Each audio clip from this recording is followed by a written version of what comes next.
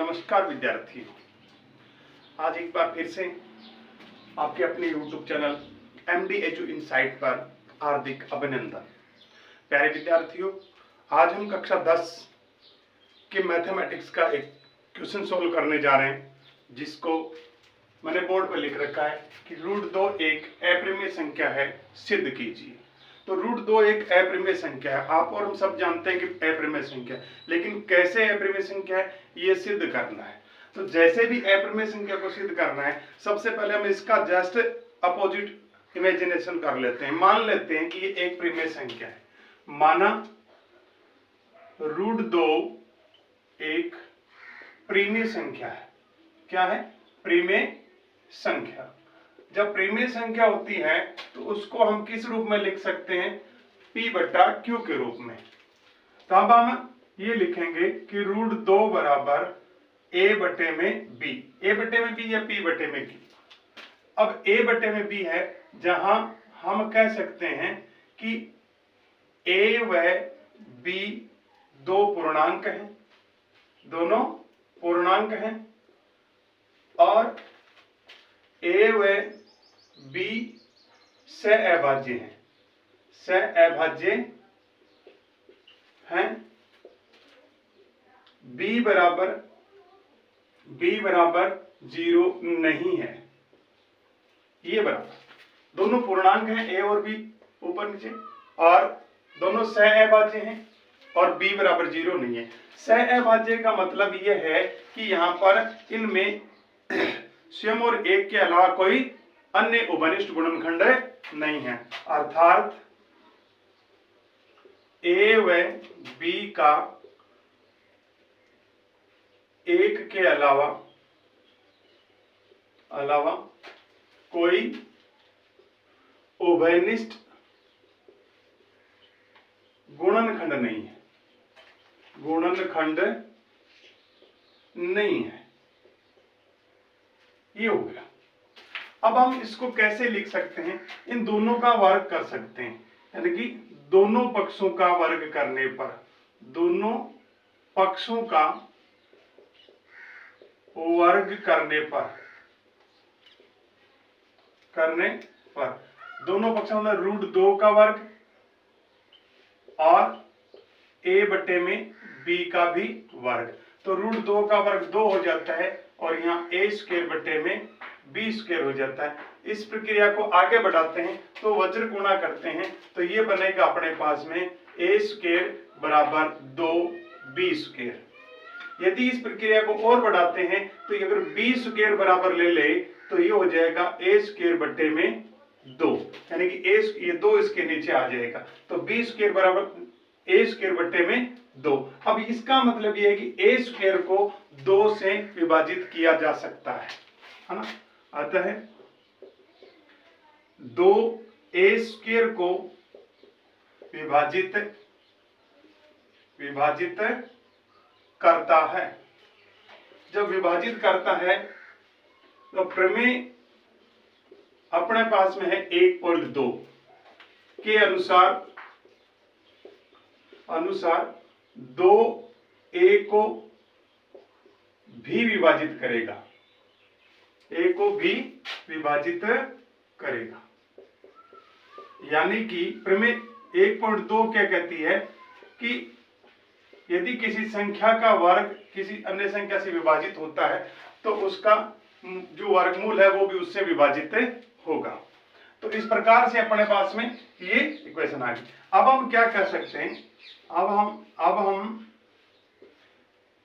हम लेंगे कि A बराबर 2C लेने पर A बराबर 2C लेते हैं, तो A का मतलब ये वाला और ये B² हो गया। तो A के स्थान पर हम ये ले लेते हैं, तो A बराबर 2C का होल स्क्वायर बराबर 2B²। अब यहाँ इसको आगे चलें तो 2 का मतलब हो जाता है 2 दूनी 4, C² बराबर 2B²। अगर इसको और आगे बढ़ाएं, C² को यहाँ छोड़ दे तो अपने पास 2B² बटे में 4 होता है।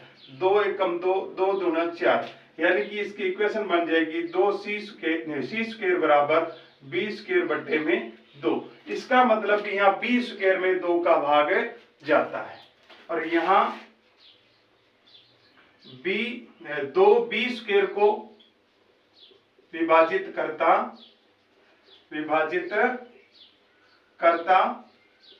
है। अतः प्रमेय 1.2 के अनुसार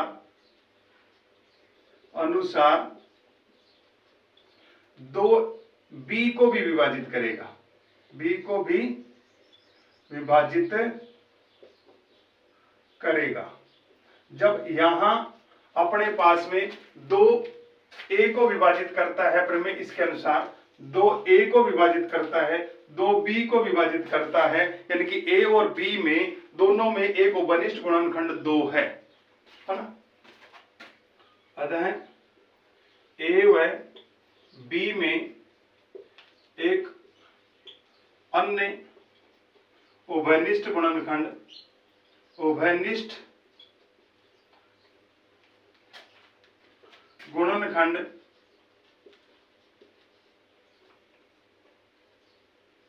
2 है, जो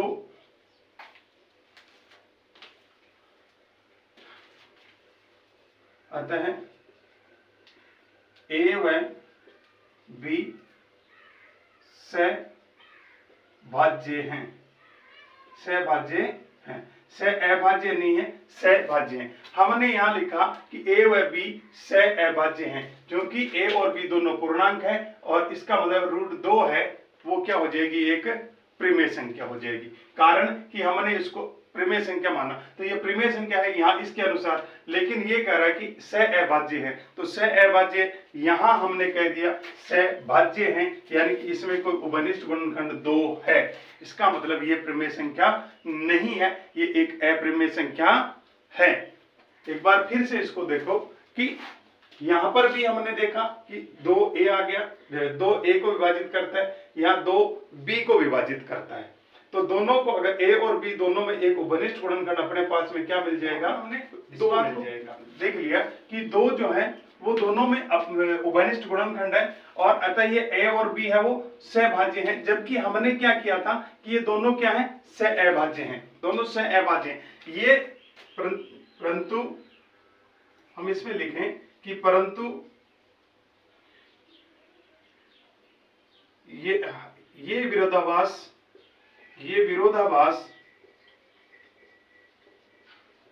होता है कि a व b सहअभाज्य